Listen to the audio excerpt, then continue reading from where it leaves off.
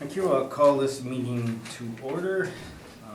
I'd like to begin by acknowledging we are in Treaty 1 territory in the traditional homeland of the Métis Nation. My name is Neil Harden. I'm chairing today's panel. With me is Cynthia Stevens to my immediate left and Brent McIntyre to my far left. The assessor today is Jonathan Spacek? Perfect. Oh, okay. See, I get it right the second time. And the recording secretary is Michelle Neepin. We will be hearing applications for revision of the assessment roll in accordance with the Municipal Assessment Act.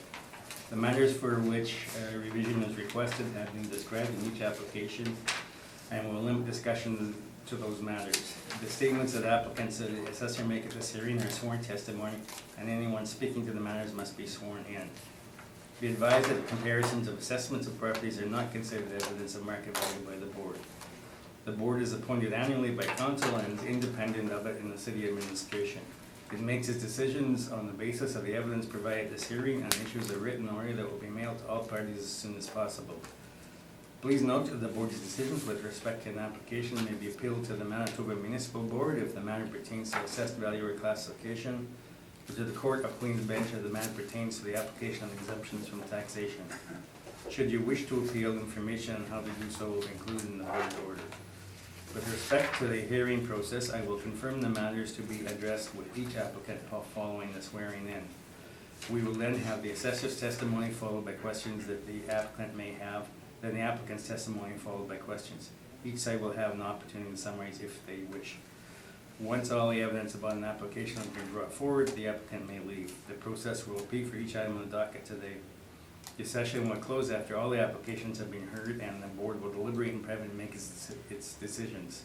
You will receive the order by registered mail as soon as possible. As information, all public hearings are live streamed and recorded and will be part of the public record. So can you do the swearing in, please, Michelle?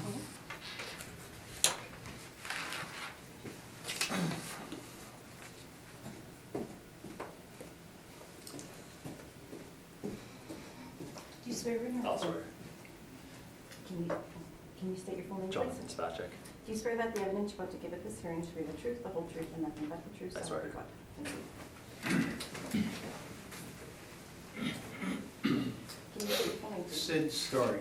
Do you swear that the evidence you're about to give at this hearing should be the truth, the whole truth, and nothing but the truth, so help you God? I do. Thank you. Okay, so the one remaining property that they haven't been able to reach agreement today is 8 Forks Market Road, so you can begin with this stage. Thank you, Mr. Chair. This is roll number 12097510800, and we do have a preliminary issue with this property. We are seeking non-compliance. If you look on the bottom of my first page, fills out why are we asking for non-compliance, and if you turn to my page 10, for the 2017 income year, we sent out a mailer for this property. It was sent to, as per page 10, 259, 393 Portage Avenue, which is an office unit within the Portage Place Mall. From my understanding, the Forks office was there before and they had vacated at some point. So we sent out this mail there. We had no notice of them moving at the time. We sent out this mailer. It was sent to them, but it also returned. This mailer was returned to us. It was never signed for, but we never received the information, never received the mailer. In a case like this, I'm asking for non-compliance because we did not get the information. The gist of the story. But page 10 is that mailer we sent out. Page 11 is the envelope with the tracking on it, and page 12 is the full mailer. Going for those, and they never received it like signed for it. We received it back, but again, it's a situation where we were not notified of the move or where the mailer was supposed to go from the year before where it went. And the history of this mailer is we never received one in the past, but we did start receiving it post-reference. So the most recent income year we did receive the mailer as the history of the property. So that is why I'm asking for non-compliance. Okay, Mr. Story? Yes, and in the last 30 years, had there ever been a request for a questionnaire sent to them? For this property? Yes. From my understanding, no, I didn't. I've never received one back. And part of the reason you know is because, I presume, it's a land lease? It is a land lease on this property. And the Forks North Portage Development Corporation has little, if anything, to do with this tenancy. That tenancy is between Bell, the owners of City TV. Yes. Okay. And if you just go to page 11 of your brief, I see beside the ad, and the ad, you're absolutely correct. They used to have an office, Forks used to have an office at the crosswalk on 393 on Portage Place. Yeah. But they moved from there quite some time ago, a couple of years ago. Okay. They moved to the Via Rail Station. Yes. So most people would know that they're in the Via Rail Station, most people. Yeah, no, for sure. And interestingly enough, on page 11, did somebody write vacant beside? That's, yeah, I was trying to say it was sent back, so they weren't in there when it was sent. So there's no, and was the second request mailed? This was the second request. This was the second request? Yes, this is the certified one. The first one is sent uncertified, and then if we don't receive the regular one back, we send a certified one out. Okay, so on page 10, you'll see that there's no signature, nobody Yeah, received we anything, received it nobody back. saw anything. They This never is all got new it. to them. No. Yeah, okay.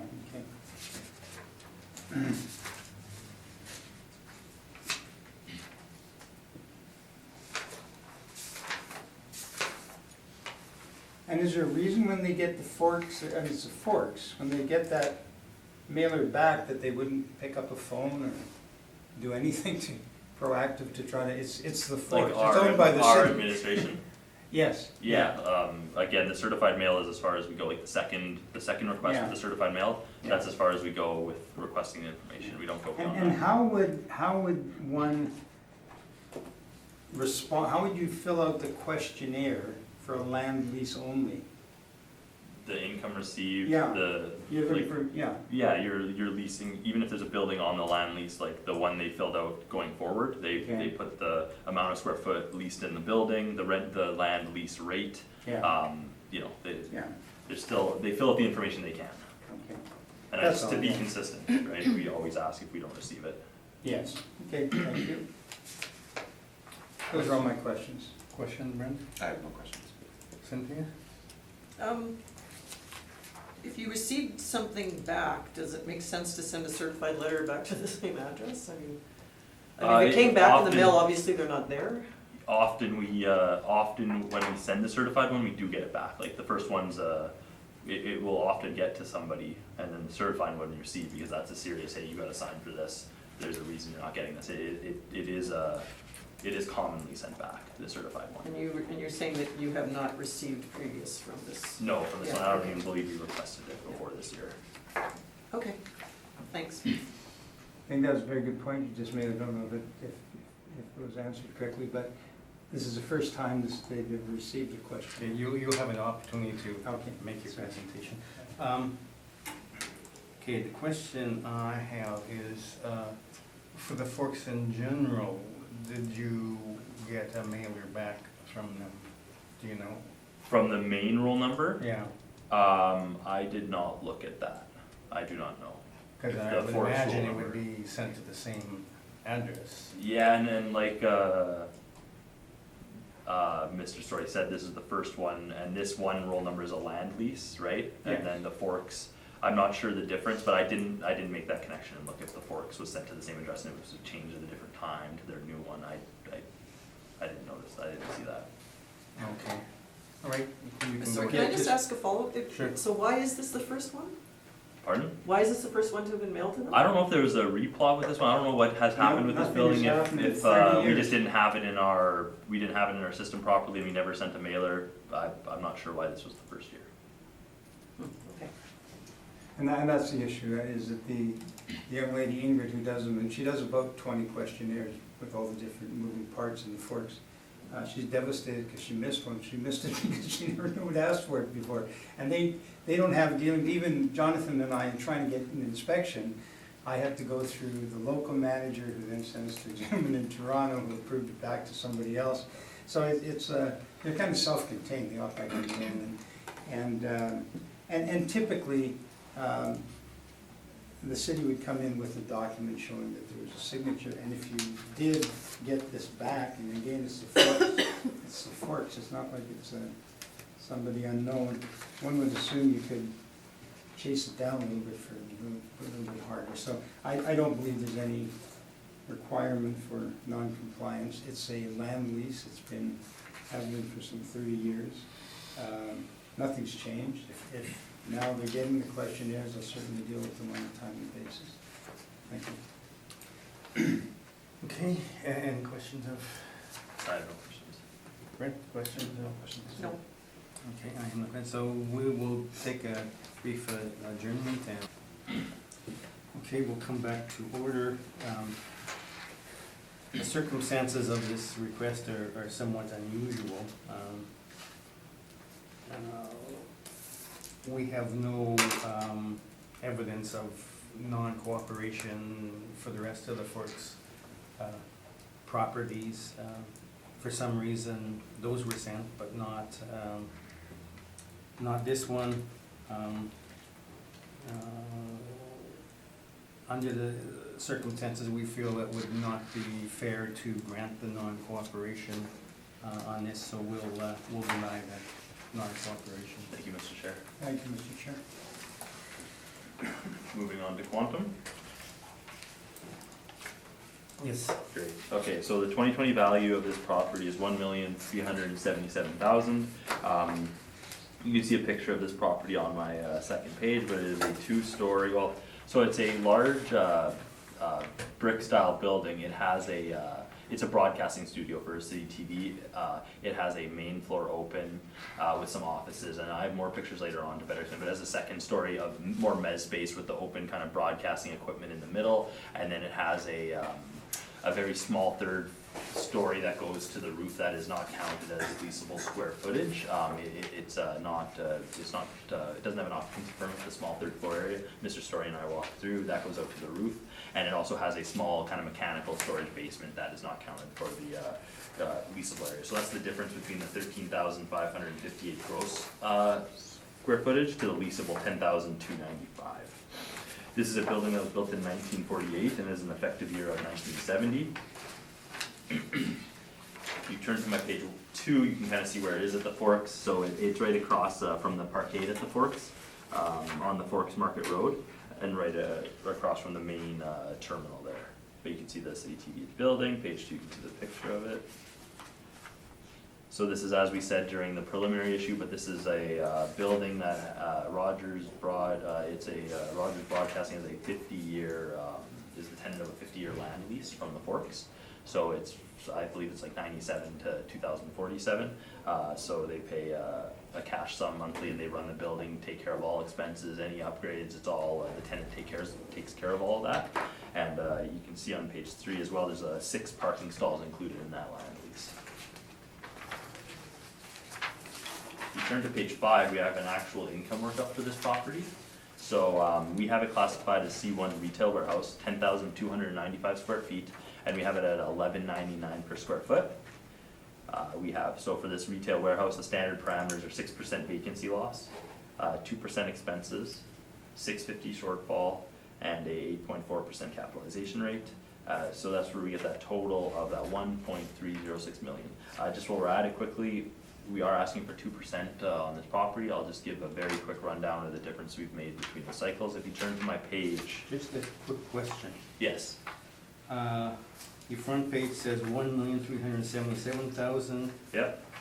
And this says 1,306,000. Yes, so sorry, I'll be asking for the 1,306,000. So if there's ever any changes made after, if there's any other changes made after the, from when the notice goes out to when we've changed it in our system, the original notice that was sent out to this property is 1,377,000. I'm gonna ask for a reduction to 1,306,000 because that's what we currently have in our section, in our system right now, so I should have pointed that out. So what's on this income page I'll be doing, and that small difference is something has changed from when we sent it out to here, but Okay. why that happened necessarily, I didn't go in. I just wanted to make sure. No, thank you for pointing that out. So it's already a reduction from 1,377 to 1,306. I appreciate that. Okay, and sorry, just so we're on at the 2%, we've I know we went over this before by numerous hearings, but I'll just give a very quick. We used to have 7% expenses. We are now doing 2% expenses. We've removed the 5% of management. If you turn to my page 20, We are starting all of our workups starting from a while ago. I've included this 2020 Fresh Look addenda, so we're including just a few extra pieces of evidence for everything I'm saying today. So the first part of this 2020 Fresh Look is just explaining that, you know, it used to be every 4 years we had to do a reassessment, we had to look at the market information, and we had to come to proper just values as of a reference date for the market. It is now every 2 years, but it is the same principle that according to the Municipal Assessment Act, we have to, for April 1st, 2018, the cycle, look at the evidence that was brought in for the income year before that, and how do we value these properties correctly? And in our eyes, the 2%, removing the 5% management made most sense. Using a 2% non-recoverable allowance was fair, and that all the evidence we received, or the information from the owners, supported that. So that's why we're using that 2% now instead of the 7%. If you turn to my page 22, it is just a non-recoverable expense sampling. So what we have is we went through the evidence presented as a kind of a rebuttal to that 7% presented by some agents, and we've worked it back ourselves using what we believe is the correct methodology. We're not including tenant improvements, we're not including free rent, and we're not including tenant inducements for, I think I already said inducements, capital costs, yeah. So the kind of the three main ones that we remove, we don't consider those non-recoverable expenses that should be looked at for assessment purposes. What we do is we take the effective gross income, which is reported net rents for a property on this list, for example. We take the total reported net rent of that property. Any vacant space, we add a market rent, that gives you the total rent for the building, and then we are adding up their non-recoverable expenses. Again, we're not including the tenant inducements, the free rent, or the capital costs for that income year, and we're getting a median of 1.06% of looking at the actual non-recoverables. A major difference in the arguments that I've seen so far is that, okay, you're allowing 2%, we want that full 7%, and that's non-recoverable. The non-recoverables are much higher than that 2%, so it's kind of taken away from that. Nobody's really arguing that it is 5% management, it just seems to be a difference in non-recoverables that I've heard through the hearing so far. And this is just a supporting document for, across all these properties, we're finding a total median of 1% non-recoverable expenses. That's just the gist of the 5% or the 2% versus the 7%. If you have any questions on it, feel free to let me know. But I'm just gonna go on back to the property, and I'm gonna turn to my page 6. So this is just, I've put together some comparables for this property, and since it is, in my eyes, a unique property, it's at the Forks, it's a land lease property, and it's, having walked through it, it is for broadcasting. It's built for broadcasting, and I've included more pictures later we'll go through, but what I did was I tried to look up other broadcasting studios in the city and see what comparable rents are, what kind of space they would be looking at if they had to, you know, if there was another broadcast studio opening. And the first two are two of the major broadcasting studios in Winnipeg, and they are ones with net leases. So you can see my first comparable comp one, 201 Portage Avenue, the 30th floor. So this is the TD building, Portage in Maine, but it is Global TV. They have a 10-year lease in place at 12,898 square feet, and it's very similar to our subject property in the sense that it is an actual broadcasting space. So they're paying a net lease of $1,550. And if you look at my second comparable, 260 Hargrave, unit 300 and 400, this is the City TV broadcasting studio, and they're paying a net rent as well. So they signed a 20-year lease in 2006. And it was for 14,902 square feet, which is very similar to our subject property, and they're paying $21 net. These are both reported net rents, longer term leases, similar size to our subject property. They were the closest I could get to kind of broadcasting space. APTN I thought of, and CBC as well, but they are owner occupied, so there's no net rents for those.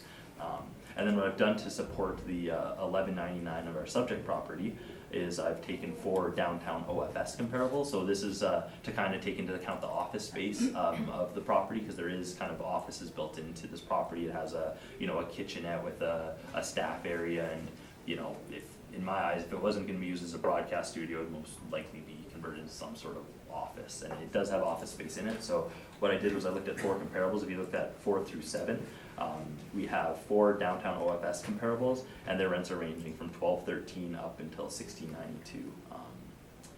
Again, 155 Fort is comparable 4. This is a smaller kind of a single unit, 4,638 square feet, and it was a lease signed in 17 for $12.13.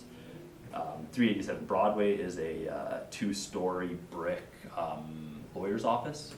You know, it was built in 1936 with an effective date of 1972, which is pretty similar to our subject property. Is And that it the has, old funeral home? pardon? Is that the old funeral home? Yeah. Thompson Funeral Home? Yeah, it used to be. No, not Thompson, no, it's right next to Woodsworth. Yeah, yeah. Yeah, it's just currently a two-story office. J, The corner of Kroger's office. Edmonton? Yeah. And then, so it signed a 6-year lease in 13 for 1692, so that's like kind of your like nicer, you know, office space downtown in a standalone building. And then 180 Main is much larger. It's like a call center along Main Street. It's 39,000 square feet, so it's a much larger square footage, but has a similar effective age and build time, year built as our subject property. And they're getting 1275. It's very close to the subject property, just across from. It's right near Earl's there. And then I've included an OFD as comparable 7, 237 Portage. This is a second story unit in the Curry building. It is an older building built in 1915, but you're getting a second floor office space rented out 2015 for $15 a square foot. So this is just some supporting for that office space in the building. And then I've also included, we have it as pucked as or classified as C1 retail warehouse, which a lot of those rents are garnered from those larger open buildings.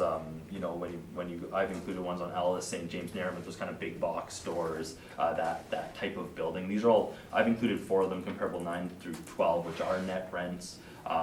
They are not close to the subject building as there are not many retail, those retail type of warehouse buildings near downtown, but I did include them just for, to show a range of rents that these properties are getting. They're all much newer built, so you can see from 95 to 2007, and they're much larger in square footage. We have one at 14,000 at comparable 12 on Narran, which is renting for $14 a square foot. But then you get up to the 23,000 square feet in size, a larger building, and it's getting rents from $12.90 up till $18.25. Again, newer built. Not trying to say they're directly comparable, but that is where a lot of these kind of bigger open buildings can be, where this one has mezz space. It is slightly comparable in my eyes. So I included a range of comparables there to back up that $11.99 rent for our subject property, and all of our rents work out to an average of $15.65 with a median of $15.25. Page 7 is just that full workup for this property.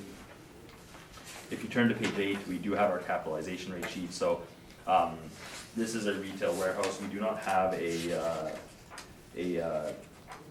separate cap rate for retail warehouses, but if I went through a range of, if we said the third row down is suburban A OFS and suburban B OFS, they're the same for the city of Winnipeg. All of our OFS cap rates this cycle range between 6.2 to 7.3. Our subject is at 8.4, so we're well above the high end of our OFSs, if you consider a suburban or a downtown one. Even within Colliers for OFS, again, they're ranging from 6.5 to 7.25, 7 to 7.5, 6.75 to 7.5. So we don't have a direct comparison here for, you know, a broadcast studio. We have it on the higher end of that 8.4 cap rate to represent, you know, the age of the building, the location, the kind of, you know, it's a unique use. There's a land lease in place for the owner, but we're valuing this building as it is on the site. And if you have any questions about that, let me know. I believe the rest of mine is just some pictures we can look through just to get a better idea. If you scroll past the non-compliance, go to page 15. You can kind of get an idea of what I was trying to explain here, where it's a mix of, you know, broadcasting studio on the main floor, and then they have offices all around it. As you can see, the bottom left is an office within the building. If you turn to page 16, you can see the mezz space that looks over the main floor there. There's offices all along that top left picture on page 16. 2 of the pictures on page 16 are just the third floor that we're not assessing. That is not counted as leasable area, it's just used as storage, but it's not legally, it does not have an occupancy permit. Page 16 is some more main floor office at the bottom right of it. And page 17 is another example of office space they use. And then page 17 is just the small single car garage they have attached to the building for loading and unloading. And that is my presentation. Thank you. Any questions, Mr. Stern? Yes, thank you.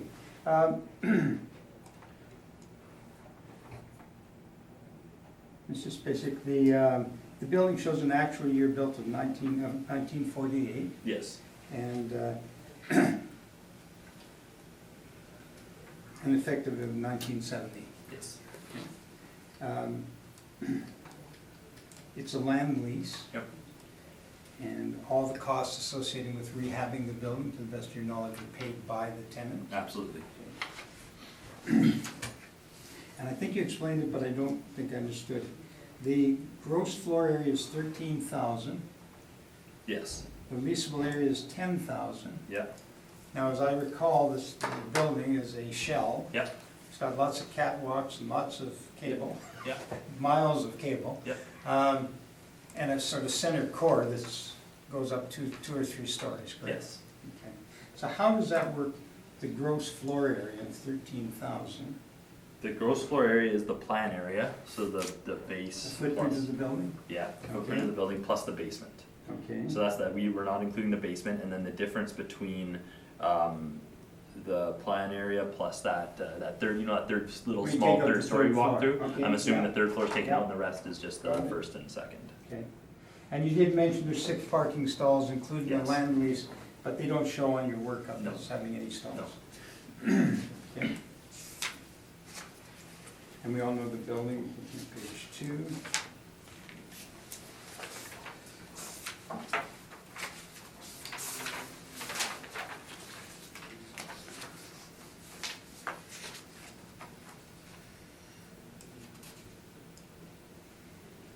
And your $11.99 on page 5, your market rent, Yes, is model driven. yes.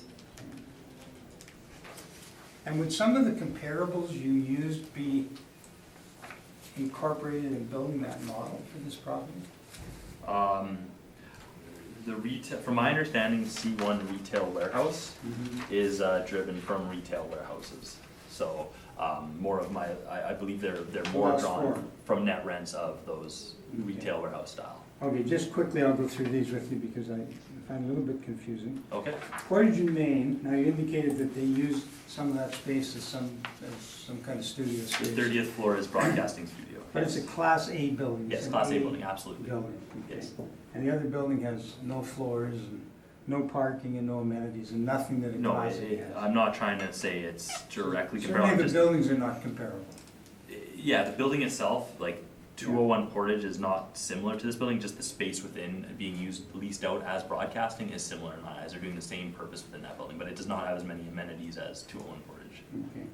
And that, on that first one, the lease dates start in 208. Yeah, they're old lease, 10 They're a years. bit old, right? They're a bit dated, the leases, would Yes. you agree?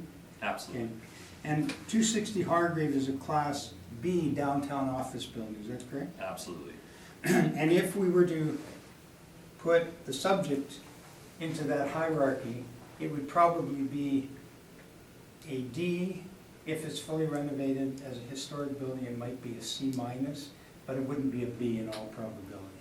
A No, B I'm, class office. no, I'm not trying to say it's the same building as 206 Harvey, just the use Okay. inside, that's the Yeah. alternative use. Yeah. Like, if you wanted to move from a broadcast studio, these are the only other two in Winnipeg that have net leases. Yeah, and you did mention something, the Aboriginal TV station was Yes. heard last week, it was just, but you said that it's owner occupied, so there's no lease rate. I didn't see a net lease in place. in that And you building. know there's no lease on the building itself, it's just the land. Yeah, no, I'm not saying there's net lease in place. And just going through your comps, 155 Fort Street, that's totally renovated, that's on the corner of Fort and York. How does that compare? That's an OFS, that's a downtown office. Yeah, it's like a walk-in, open, kind of a retail office building. Again, for a comparable downtown office space, if this was to be used as office, 1213 seems reasonable to me. Okay, and it's a short-term lease, 3 years, not Yes. 5. So typically, you might adjust that 3 years to 5. Might be a premium to take it off the market. The next one we talked about, 387, is a law firm, right by the law courts and with floors and not catwalks for offices, but proper offices. No, this is pure, these four next comparables are all OFS office space. Yes, yeah, okay. And the 180 Main, that's a call center, and that lease was signed in 214 for 39,000 square feet, so you need significant adjustments to match that to the subject, correct? Yes, absolutely. And it's that particular lease is at albeit there's economies of scale, that lease is at $12.75 a square foot. Yes, it has large economies of scale within 39,000 square Yeah. feet, I agree. And one would assume that because it's a completed building, it's finished, it's got all the amenities, common areas, that it would probably pay more rent than the subject. You'd probably have a market rent higher than the subject, is that a fair comment? Again, it'd be to be determined, I don't know. And then if we go to the next four, these are a little bit of a stretch, I think, with due respect. Yeah, no, again, I'm not trying to put a lot of weight on them, I'm just trying to Yeah. explain. Okay, so let's The just talk retail about it. warehouse 1425 is Lazy Boy. It's a big box Yeah. retailer with lots of free parking. Absolutely. It's right by Polo Yeah, Park. It's on agreed. Alice. I It's agree been there with you. forever. And really shouldn't be in this analysis, I don't think. Again, I'm not trying to directly compare it, I'm just trying to give the retail, like I said, so. Okay. I put very little weight on these, but I didn't want Okay. to I disinclude think that's similar type important. property. And 1250 is the Brick. That's a furniture warehouse. It's been there for many, many years. Yes. It's on 1250. And 1450B is Staples, which is in the old Sears, right on the corner of St. James and I Ellis. agree with you, Sid. And it's a freestanding big box retailer. And 1080 Nairn was a build to suit as a thrift shop of all things. Right? Absolutely. Yeah. I agree. Okay. So I appreciate having them to provide us some input into what the market rent might be, but I don't think they're really something you would consider to be comparables. And I have trouble imagining that any of these would be incorporated in the model that would establish a market rent for this building. But, not to be critical, but I just think that might be problematic. Okay. And we agree on the cap rate. What gave rise to that change, by the way, just out of curiosity? I don't know, I Oh. don't know, I don't know why. it Because was- they did have trouble rounding. The rounding was different. Yeah, I don't know where that small difference is. I don't know if somebody went in after, I don't know if there's a small characteristic change, I Okay. wish I could tell you. So the bottom line is that you're of the opinion that a market rent would be about $12 for this Yes, particular- it seems completely reasonable for me. And I'm of the opinion that based on my experience with this type of building, it'd be closer to $10 a square foot. Sure. But we have to recognize also that if somebody were to lease this building, in all probability, somebody'd have to replace floors and things that aren't there. Because this is almost a build to suit when it was A Channel that actually refurbished it. I agree with you. Okay? Those are my comments, thanks. I was gonna say, it's getting more into comment than question. Brent, questions? Would you consider this a special purpose building? I mean, special purpose, sure. It's just, it's like you said, built to suite. It's built as a broadcast studio right now. It's a 50-year lease. It's, unless, for the foreseeable future, I believe it's gonna be used as a broadcasting studio. Okay, that was my question. Cynthia? I think you spoke to this already, but I'll just confirm. So by putting it into the retail warehouse, that affects the rental rate, obviously, that the model's going to spit out, correct? Yes. Do you know, would it lower it from commercial office? 10,000 square feet of office space downtown, from what I've done so far, I would bet. It depends on the quality of the building age, you have, let's say poor, average, or good, but, $12 is not unreasonable for downtown office spaces. I've tried to show with those 4 office comparables. Great, that's all I had, thanks. Okay, last week, or was it the week before, anyhow, I think it's getting blur. I sat on an appeal of the property on Pacific Avenue, which was the movie studio. Okay. And it was classified, I think, as storage warehouse, if I Industrial property? Yeah, Yeah. well, it's used as a movie studio. Yeah. But it was an industrial It's field? yeah, Yeah. design, built, and use as a movie studio. And it strikes me that these sort of special use properties, they're not storage warehouses, they're not retail warehouses, there should be some other Yeah. classification for them, but what it is, I don't know. Yeah, well, and I don't know, sorry. Oh, Okay, I just, My question was So- going to be why retail warehouse for this? yeah, and again, characteristically, probably as close as we could get to what it is, an open frame building with, you know, mezz space in the, you know, second floor, that's partial mezz space. It's the closest. We don't have a broadcasting studio, and because, again, there's only, like what I showed, there's 2 net rents for broadcasting studios, and even them, they're in office buildings. There's not any standalone broadcast studios. So, could there be a different classification? Sure. Do we have it? No. And is this the closest that I've, you know, when I look at this, is this rent, you know, this cap for today's purposes reasonable? And I think it is with the comparables I brought in. But I can't, there's no other characteristic I can change it to. Okay, thank you. Sorry, just one point, you said you had inspected the building with Yes, Mr. I Storr, walked through correct? it, Yeah, yeah. okay. That's where I got those pictures. Okay, you can begin. One quick follow-up question, if I may, as a Okay. result of the questions. You're aware that there are other properties on the site. The Children's Museum is a Yep. storage warehouse, and if you were to try to find something as close as possible to A Channel, or to City TV, it would probably be the Children's Museum at the site. Absolutely. Okay, And and you that's a just- storage warehouse. Yeah, and you just made an agreement on the children's, didn't you?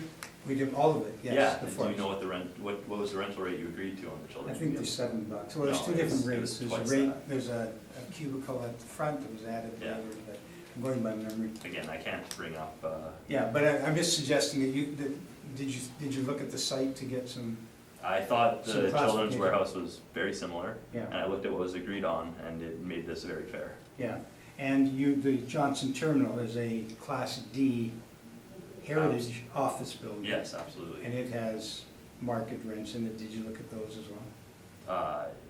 Did I look at the Forks market rents? No, at Johnson Terminal. Johnson Terminal was one of the first warehouses in Western Canada. Yeah, It for is sure. It No, was a I warehouse. know the Johnson Terminal, yes, and So if there were there's- net rents in the Johnson Terminal, then I missed them. Okay. And,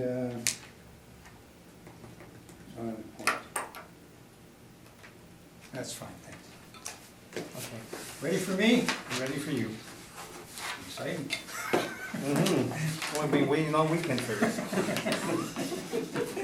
So we all know the steam plant, it was actually checking on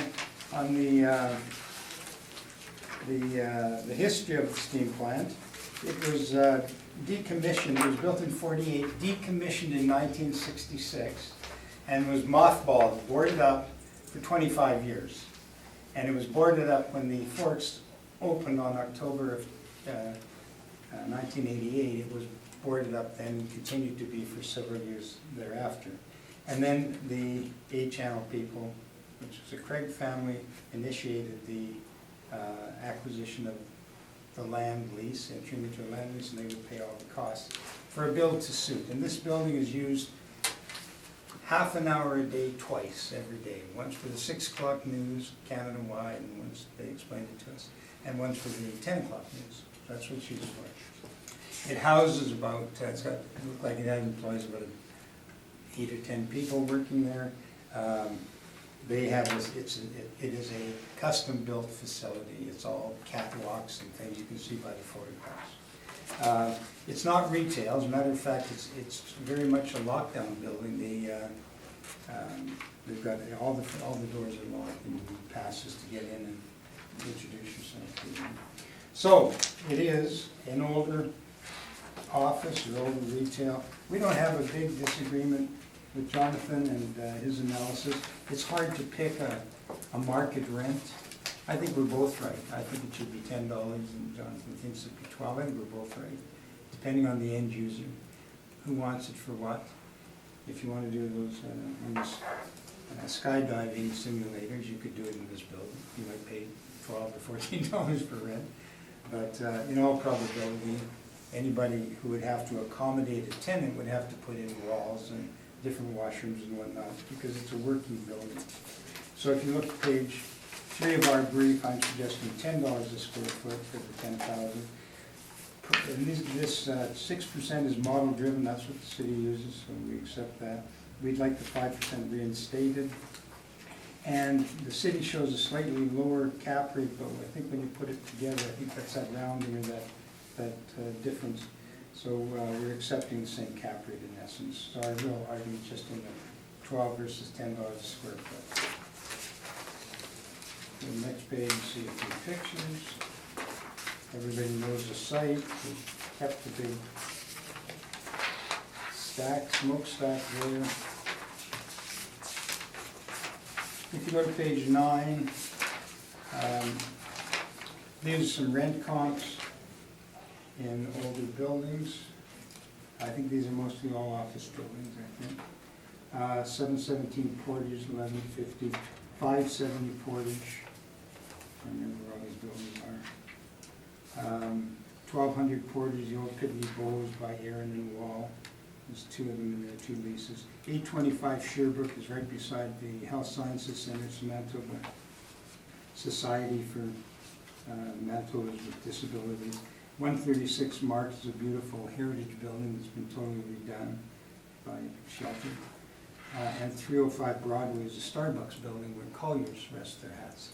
So those have an $11 median rate, so that's somewhere around where I think we probably should be. I believe 10 is right. If you go to the next, these are the properties that the city typically uses for office, these miscellaneous office comps. And that would be 102, 226 Osborne, that's the blood clinic, Canadian Blood. And that building's being retrofitted. It's the, no, it's not, that's the wrong building. It's right on the fountain at the ledge, and that, they're $12 a square foot. 2 in Osborne. 5 Dawn is a very nice building, you know, we all know that, 1225. 4 Dawn Avenue is on Osborne, $12. So those numbers are not inappropriate. The next page 11 is just a decision that it's a heritage building. It's got a little bit of everything. It's the sugar beet factory. So it has heated and unheated storage. It has offices. It has everything. It's heritage, as is the subject. And that particular, we have a decision there, and that was using a cap rate of 9% and the 5% for the non-recoverable. That's on page 12. I put it in for the non-recoverable. And then the next one is 280 Main, and I put it in page 13 for the non-recoverable. I'm sure Jonathan can bring you a raft of decisions that don't have it in, but these do. I think it's fair to say we've been all over the place. Yeah, so I'll jump, there's one I wanted to bring out, because what happened is after I finished it, it dawned on me, this is almost an identical building, is 124. It just happens to be our number 17. It was built in 1926. It's a bit heritage because the first police officer killed on duty in the city of Winnipeg was attending to a call at that building. And that's the building that is currently Nova 3, the architects. And it's about the same, it's 10,000 square feet. It's as close as you get to the Forks. It's got 8 parking stalls for 8,000 square feet. It's very similar. And it's $10 a square foot. And I believe that's a perfect comp for the subject. And it came out because I put it in, we got the decision, but I put it in for the 5%. But I think that's a reasonable comp at $10. We've heard the arguments with respect to the 5%. It's a difficult task, but it is a unique situation. If one were to try to determine what a market rent would be if you weren't a TV studio, which meant the landlord would have to rebuild the interior, demise the interior, put in floors and structure and whatnot. The benefit is you're at the Forks market, so somebody might be easier to lease if we're going out to the marketplace. But it's a difficult property, and I suggested because of the difficulty that $10 a square foot is a reasonable market rent. That I'll take any questions. Thank you. Okay, questions? Just a couple quickly regarding the 5%. So you brought up 124. This property is a land lease, correct? Not for it. No, this property, the subject property is a land lease, the Forks. Yes, it is. So the owner pays has to worry about no expenses, correct? Well, he won't pay any expenses until, say, technically the owner's the Forks. They own the Yes, land. yeah, So until such time as he has to rent it, Yeah. he won't spend any money on advertising, And those there's are a- non-recoverable. and there's a, And until he leases it, he won't pay a real estate commission. okay, But what you're losing sight of, Jonathan, is these are costs associated with the ownership of the building over its estimated useful life. yeah, And there are costs that owners do not recover. absolutely, I don't disagree. And so that's what the 5% is for. And why is the 5% stabilized? Because this property, for maybe until the 50-year lease ends, may not have to pay any real estate commissions, because if this tenant stays in, they've got the right to it under their lease. But it does, this building, like every other building, or every other like building, has non-recoverable costs. Absolutely, I'm asking about this specific building, it was a 50-year lease in place, the owner's Well, paying it will be a- no yearly expenses, correct? He's Uh, collecting a land lease for the Yeah, well, property they for collect 50 years. they have an agreement, they pay, just so you know, the land lease steps up every 5 years. Okay, Okay? I don't, Right now, they're paying 2,100 a month, just so you know. yeah, And they also allocate a portion of their costs in common area and taxes, $618 a month. I would caution that I think the Broadway Square decision is in play on this, and that the board cannot consider things that might happen in the future. yeah, Uh, okay, yeah, Up until Broadway now, Square was I- centered on whether you could consider the 0% vacancy given the government lease for the For next sure, for 25 years or whatever it was. okay, So it's a typical building, it's just that at the time, there was no, there was no value in the Forks rehabbing the building for what they could probably get, but it worked because A Channel wanted a presence there. And they're there because they want to be at the Forks, they want to be at the center of the city to do their weather reports, thank you, which I think they told us when we were there. thanks, Sid. It's well worth, it would be nice if people could tour that studio, it's very interesting, I think they'll agree. Yep. They've got miles of cable, miles and miles of cable, and all in rolls all over the place. My next question is regarding rent, your page 9, you've put together, like you said, 7 rental rates across downtown. Your median is $11, and you're, from my understanding, you're asking for 10 because Yes. it's a, Well, there's nothing close to this, there's nothing in Yeah. the land lease. so you're just the giving it a building with dollar. no You're giving- floors. My question simply, Yeah. you're giving it a $1 reduction based on your, Well, I'm saying that the comps are $11, and all these comps are superior to the Yes. subject because they have floors, and makes them superior. thank you, and page 12, you have 4 comparables that you said are comparables for the special use properties Yeah, often. they're in the Johnson report under miscellaneous then- offices. So then we have a median of $11.86, and you're again asking for that reduction of $1.86 to that $10 because they're also superior. Correct. Okay. Because they're superior to the subject. Certainly, 5 Donald has restaurants, fitness, everything, by the Squash Club. 4 Don is that new building where that nice, fancy, expensive ice cream is. Used to be the Banana Boat. 226 is the Red Cross, that's Red Cross building. All right, I believe that is all my questions, thank you. Thank you. Okay, Brent, questions? I have no questions. Cynthia? Just one, so understand what you're saying about with your comps, that they're superior buildings, but is the Forks not a superior location? I think so, yeah, absolutely, but you're talking about for depending what you are. If you're retail, yes, it is, but this is a lockdown building. Jonathan got in first, and I had to buzz them, and they let me in, and the gentleman, the manager, who was very accommodating, didn't really like me being there too, thought there's enough of us, I sensed. So it's not a retail building, because you can't get in there. So what you have in retail, what I If there was a identified- different tenant, Yeah, but you want free parking. Fort says no longer has any free parking. It's all paid, either monthly, hourly, or scat or whatever. So there's no free parking, and there's no ease of, you don't go walking, it's not an impulse item, I'm gonna pop in and buy something. Maybe the next tenant will be that way, but somebody's gonna have to spend some money to convert the building to be able to make it retail. okay, that's all I had, thanks. Okay, I have no questions, so thank you very much. together. Do you wish to have submission? I'm fine. I'm fine. Okay, thank you. That concludes today's hearing. Short and sweet.